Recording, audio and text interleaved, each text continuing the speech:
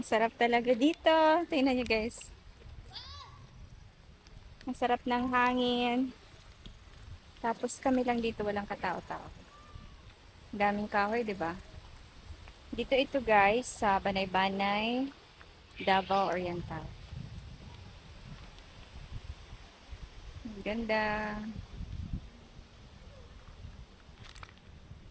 Although yung beach dito is ano siya, mabato. Ito halos parang mga ano, pebbles na maliliit na bato, mga puti, pang garden stones. So, hindi siya yung pinaka beach talaga na sand at saka buhangin. So, ito is mga mabato siya dito. Saka yung dagat dito is hindi siya ano, masyado malalim. So, ito